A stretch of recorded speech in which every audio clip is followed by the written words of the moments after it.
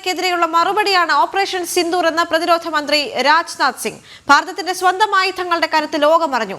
പാകിസ്ഥാനെ നല്ല നടപ്പിന് വിട്ടിരിക്കുകയാണെന്നും ഇതുവരെ കണ്ടത് ട്രെയിലർ മാത്രമാണെന്നും ബാക്കി പിന്നാലെ വരുമെന്നും അദ്ദേഹം മുന്നറിയിപ്പ് നൽകി. ബ്രഹ്മോസിന്റെ പ്രകമ്പനം പാകിസ്ഥാനിൽ മുഴങ്ങിയെന്നും വെറും 23 മിനിറ്റിലാണ് പാകിസ്ഥാനെ നിലംപരിശാക്കിയതെന്നും അദ്ദേഹം കൂട്ടിച്ചേർത്തു. ഗുജറാത്തിലെ ഭുജ് വ്യോമതാവളത്തിൽ സൈനികരുമായി സംവദിക്കുകയായിരുന്നു പ്രതിരോധ മന്ത്രി. सिंदूर अभी खत्म नहीं हुआ है। जो कुछ भी हुआ है वह सिर्फ एक ट्रेलर मात्र था।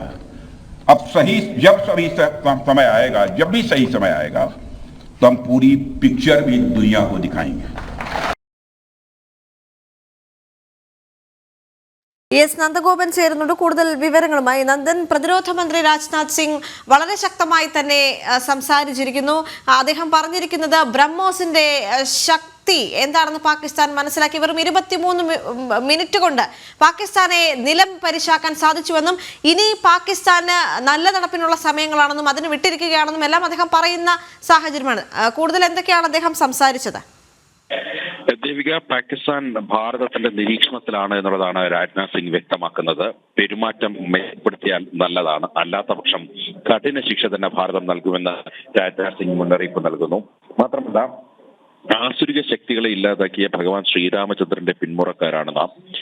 രാമവചനങ്ങളെ പിന്തുടർന്ന് ഭീകരതയെ വേരോടുകൂടി പിഴുതെറിയാൻ ഭാരതീയർ ദൃഢനിശ്ചയം ചെയ്തിരിക്കുന്നതായിട്ടും പ്രതിരോധ മന്ത്രി വ്യക്തമാക്കിയിട്ടുണ്ട്.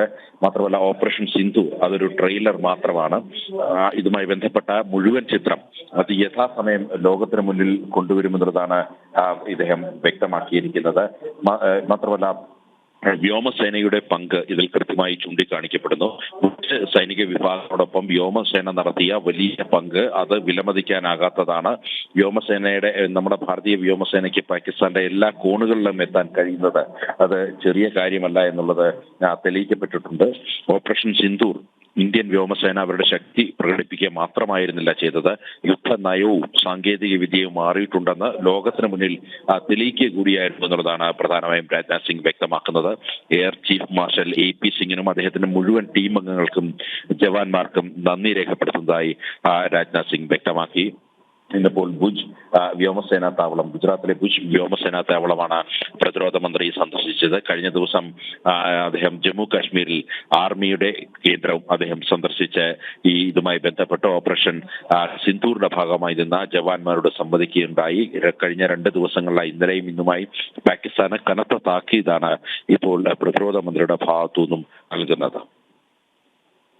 ശരി, എന്തായാലും ആഗോള ഭീകരതയ്ക്കെതിരെയുള്ള മറുപടിയാണ് ഓപ്പറേഷൻ സിന്ദൂർ എന്ന പ്രതിരോധ മന്ത്രി രാജ്നാഥ് സിംഗ് പറഞ്ഞിരിക്കുന്നത്. ഭാരതത്തിന്റെ സ്വന്തം ആയുധങ്ങളുടെ കരുത്ത് ലോകം അറിഞ്ഞ നിമിഷങ്ങളിലൂടെയാണ് കടന്നുപോയതെന്നും അദ്ദേഹം പറഞ്ഞു വെച്ചു.